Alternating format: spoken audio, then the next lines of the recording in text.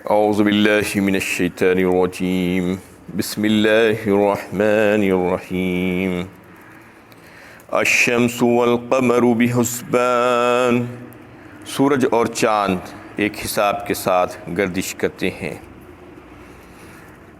یہ سورہ رحمان کی 5ویں آیت ہے۔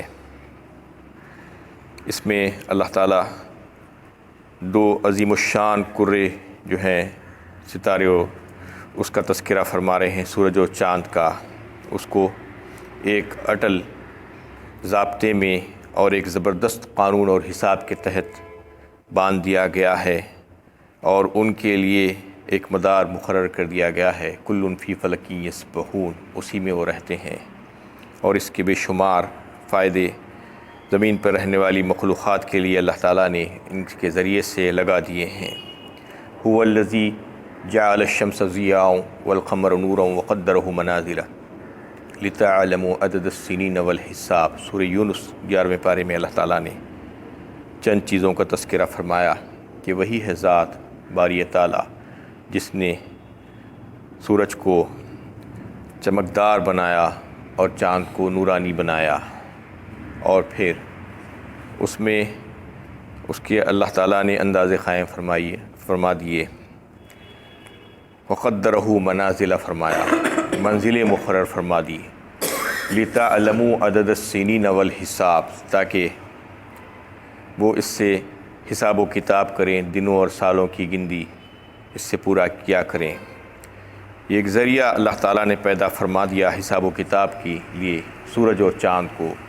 یہی دو ذریعے ہیں انسانوں کے پاس، ذرائع ہیں جس سے انسان دن اور تاریخ اور سال اور موسموں کی تبدیلی، فصلوں کی بارے میں یہ ساری معلومات اس کو اسی سے ملتی ہے، اور اس سے بے شمار دوسرے بھی فائدے ہیں، جیسا کہ پھلوں کے پکنے کے سلسلے میں پھلوں میں خوشبو آنا اور اس میں مٹھاس آنا، سمندروں میں مد و جزر، یہ تمام کام اسی کے ذریعے سے ہوتے ہیں۔ اللہ تعالیٰ نے انسانوں کے فائدے کے لیے اس میں بہت سی چیزیں رکھی ہیں، اور پھر اس کو ایسا ایک زبردست قانون کے اندر باندھا ہے کہ اس میں ایک سیکنڈ کا بھی تبدیلی نہیں ہو سکتی۔ ہزاروں سالوں سے اللہ تعالیٰ نے اس کو بنا کر چھوڑ دیا ہے۔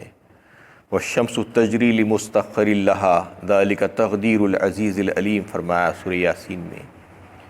یعنی سورج جو ہے وہ چل رہا ہے اپنے مدار میں، وَالشَّمْسُ تَجْرِي لِمُسْتَقَرٍّ لَهَا، جہاں اس کو جانا ہے وہ جا رہا ہے۔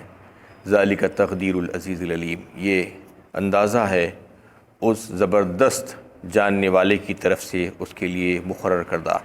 لَلشَّمْسُ يَنبَغِي لَهَا أَن تُدْرِكَ الْقَمَرَ وَلَلَّيْلُ السَّابِقُ النَّهَارُ وَكُلٌّ فِي فَلَكٍ يَسْبَحُونَ، سورہ یاسین ہی میں اللہ تعالیٰ نے فرمایا مجال نہیں کہ سورج کی کہ وہ چاند کو جا کر پکڑ لے۔ یعنی اس طریقے سے اللہ تعالیٰ نے سب کے لیے ٹریکس بنا دیے ہیں کہ ہر ایک اپنے اپنے ٹریک میں مدار میں چل رہا ہے، اور ہر ایک کو انہیں بتا دیا گیا ہے کہ اس کی چال کیسی ہونی چاہیے، اس کی رفتار کیسی ہونی چاہیے، اس کو کہاں پر رہنا چاہیے۔ ایک سیکنڈ کا بھی فرق نہیں ہو پاتا۔ اس میں اللہ تعالیٰ فرما رہے ہیں کہ سورج چاند کو نہیں پکڑ سکتا، اس کی روشنی کو نہیں چھین سکتا۔ اسی طریقے سے دن رات پر حاوی نہیں ہو سکتی، رات اور دن برابر چلے آ رہے ہیں ایک کے بعد دیگرے۔ یہ اللہ کی شان ہے۔ وَكُلٌّ فِي فَلَكٍ يَسْبَحُونَ، ہر ایک تیر رہے ہیں اپنے اپنے محور اور مدار میں، ہر ایک کو جو ٹریک دے دیا گیا ہے اسی ٹریک کے اندر رہتے ہیں، اس میں سے ذرا بھی باہر نہیں نکلتے، اور اس میں سے اپنی رفتار بھی نہیں بڑھاتے۔ یہ تمام چیزیں اللہ تعالیٰ نے ان کے لیے مقرر فرما دی ہے۔ وَالْقَمَرَ قَدَّرْنَاهُ مَنَازِلَ حَتَّىٰ عَادَ كَالْعُرْجُونِ الْقَدِيمِ، فرمایا یعنی منزلیں مقرر فرما دی ہے۔ چاند کی 28 منزلیں ہیں، 28 روز تک نکلتا ہے، اس کے بعد 2 دن غائب ہو جاتا ہے، اور آخری تاریخوں میں بالکل کھجور کی جو سوکھی ہوئی جو شاخ ہوتی ہے اس کی طرح ہو جاتا ہے وہ۔ اس طریقے سے اللہ تعالیٰ نے اس کو حساب و کتاب کا ذریعہ بھی بنایا، اور بے شمار فائدے اس سے انسانوں کے لیے اللہ تعالیٰ نے مقرر فرما دیے، اور اس کو ایک زبردست اٹل ضابطے اور قانون کا پابند بنایا گیا کہ اس سے وہ ذرا سا بھی انحراف نہیں کر سکتا۔ وَالنَّجْمُ وَالشَّجَرُ يَسْجُدَانِ، اور بوٹیاں اور تنی دار درخت اسی کے تابع فرمان ہیں اور سجدہ کر رہے ہیں۔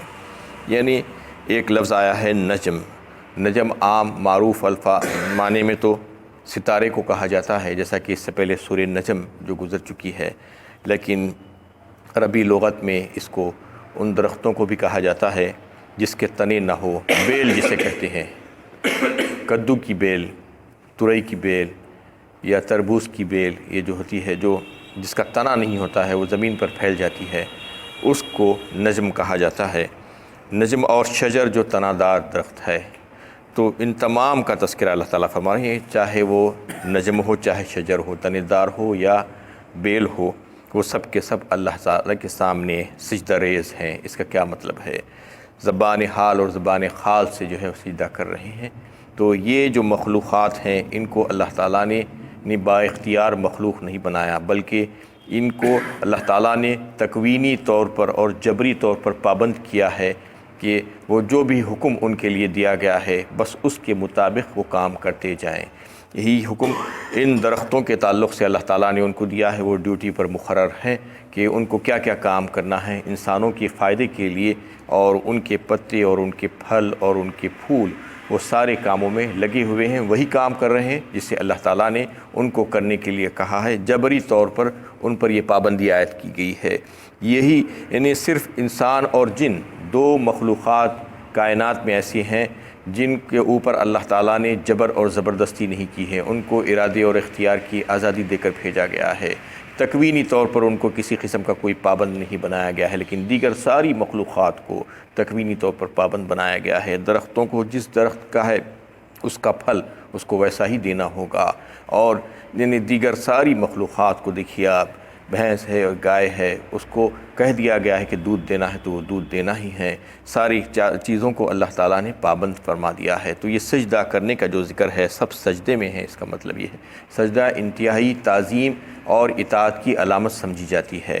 تو اس میں یہ بتانا مقصود ہے کہ یہ ساری مخلوقات اللہ تعالیٰ کی تعظیم اور اطاعت میں لگی ہوئی ہیں، سجدہ ریز ہیں، اور اس سے جو ہے ذرا سا بھی انحراف نہیں کر سکتی، اور وہ پابند ہیں۔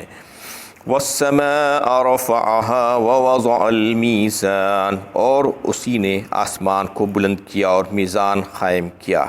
اور آسمانوں کی بلندی اللہ تعالیٰ ہی کی طرف سے ہے۔ آسمانوں کی طرف انسان نظر اٹھا کر دیکھے تو اس کو معلوم ہوتا ہے کیسے بغیر ستونوں کے اللہ تعالیٰ نے اس کو پیدا فرما دیا، اور کتنا بلند کیا، اور پھر ان میں توازن قائم کیا۔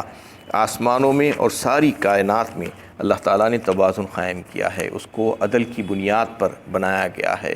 یعنی ہزاروں لاکھوں ستارے اور سیارے اس میں گھوم رہے ہیں، اور اللہ تعالیٰ کی کروڑوں مخلوقات زمین و آسمان میں ہیں اور ساری کائنات میں ہیں۔ ان کا رزق اور ان کی ساری چیزیں اور ان کے کام کاج، یہ زمین کے یعنی خشکی کے بھی جانور ہیں اور تری کے بھی ہیں، اور فضاؤں میں گھومنے والے پرندے بھی ہیں۔ اس طریقے سے جو ہے زبردست یعنی قوتیں کام کر رہی ہیں اس ساری کائنات میں، اور دنیا بھر کی چیزیں اس میں جو ہے موجود ہیں، اشیاء ہیں۔ ان تمام کو اللہ تعالیٰ نے ایک قاعدے اور قانون کا پابند بنایا ہے۔ اس میں یہی بات بتائی جا رہی ہے کہ اس کو جو ہے توازن قائم کیا گیا ہے اس میں، اور اس میں جو ہے اس کو عدل کی بنیاد پر بنایا گیا ہے۔ اللہ تطغوا فی المیزان، تاکہ تم تولنے میں کمی پیشی نہ کرو۔ وَأَقِیمُوا الْوَزْنَ بِالْقِسْطِ وَلَا تُخْسِرُوا الْمِیزَانَ، اور انصاف کے ساتھ ٹھیک ٹھیک تولو اور تول میں کبھی نہ کرو۔ یہ تمام باتیں بتانے کے بعد اللہ تعالیٰ یہ بتانا چاہ رہے ہیں کہ ساری کائنات متوازن ہے، اس کو عدل کی بنا پر قائم کیا گیا ہے، لہٰذا تم بھی اس کائنات کے ایک فرد ہونے کی حیثیت سے تم بھی جو ہے عدل و انصاف کرو۔ اور جب کبھی تمہیں کسی کی ذمہ داری تمہارے اوپر ڈالی جائے، کسی کا حق تمہارے پاس ہو، تو حقدار کا حق پورا دینے کی کوشش کرو، اس میں بے انصافی اور ظلم و زیادتی مت کرو۔ بے انصافی اور ظلم و زیادتی یہ ہے کہ اس کا حق مار دینا، اس کے حق میں سے کچھ حق روک لینا۔ ایسا اگر کرو گے تو قانون فطرت جو ہے وہ اس میں اتھل پتھل مچ جائے گی، اور اس سے بغاوت ہو جائے گی۔ اور ترازو میں ڈنڈی مت مارو، یہ سال الفاظ میں کہہ دیا گیا۔ اس کا مطلب یہی ہے کہ جو حقدار ہے اس کا حق اس کو ملنا چاہیے، اور اگر کوئی حقدار کا حق اگر نہیں دے رہا ہے تو میزان میں جو ہے اتھل پتھل مچ جائے گی، اور جو ہے یہ اللہ تعالیٰ نے جو توازن جو قائم کیا ہے وہ جو ہے قائم نہیں رہ سکے گا۔ اس لیے اس سے باز آ جانے کے لیے کہا گیا ہے، ایسے کام نہ کرنے کے لیے کہا گیا ہے۔ وَالْأَرْضَ وَضَعَهَا لِلْأَنَامِ، اور اسی نے زمین کو مخلوقات کے رہنے سہنے کے قابل بنایا۔ ایک لفظ اس میں آیا ہے انعام، الف نام نون الف میم۔ انعام کا مطلب یہ ہے کہ ہر ذی روح، ہر جانور اور ہر انسان، جتنے بھی چیزوں میں جان ہے اور روح ہے جو چلتے پھرتے ہیں، تمام کے تمام انعام ہی میں شامل ہیں۔ تو اللہ تعالیٰ نے زمین کو اس طریقے سے بنایا اور پیدا فرمایا اور بچھا دیا کہ اس میں ساری مخلوقات رہتی بستی ہے، یعنی آرام کے ساتھ زندگی بسر کرتی ہے۔ ان کے لیے اللہ تعالیٰ نے یہ زمین کو بنایا ہے۔ یہاں سے سارے اللہ تعالیٰ کے انعامات کا تذکرہ اللہ تعالیٰ فرما رہے ہیں کہ کیسے کیسے انعامات انہوں نے جو ہے انسانوں اور جنوں پر کیے ہیں، اور کیسے کیسے احسانات کیے ہیں، اور کیسے جو ہے کرشمے قدرت کے ہیں، اس کو اس میں بتانا چاہ رہے ہیں کہ یہ ساری چیزیں اللہ تعالیٰ ہی نے ان کے لیے بنائے ہیں۔ اور زمین کو اللہ تعالیٰ زندوں اور مردوں کے لیے جو ہے برابر فائدے کے لیے بنایا ہے۔ زندے زمین کے اوپر چلتے پھرتے اور رہتے بستے ہیں، اور مردے جو ہیں جو مر جانے کے بعد ان کو زمین کے اندر ڈال دیا جاتا ہے۔ تو یہ کافی ہے، اللہ تعالیٰ نے بتایا کہ زمین کو اس کے واسطے بنایا گیا ہے کہ وہ زندوں کے لیے بھی ہے اور مردوں کے لیے بھی ہے۔ فیہا فاکہۃ والنخل ذات الاکمام، اس میں طرح طرح کے بکثرت لذیذ میوے ہیں اور کھجور کے درخت جن کے خوشوں پر غلاف ہوتے ہیں۔ والحب ذو العصف والریحان، اور طرح طرح کا بھوسیدار اناج اور خوشبودار پھول۔ اس میں اللہ تعالیٰ ان نعمتوں کا تذکرہ فرما رہے ہیں کہ بے شمار اور بہترین قسم کے اعلیٰ بکثرت لذیذ پھل اللہ تعالیٰ نے پیدا فرمائے ہیں۔ اس میں کچھ کا تذکرہ فرمایا اس واسطے کہ عرب میں جو ہے کھجور بڑے مشہور تھے، اس لیے کھجور کا تذکرہ یہاں پر فرما دیا، لیکن سارے میوے کہہ دیا گیا پہلے۔ اور ان تمام میووں پر اللہ تعالیٰ یہ فرماتے ہیں کہ ان کی خوشوں پر غلاف ہوتے ہیں۔ بہت سی میوے آپ دیکھتے ہیں کہ کیسی شاندار قسم کی پیکنگ، قدرتی پیکنگ ہوتی ہے۔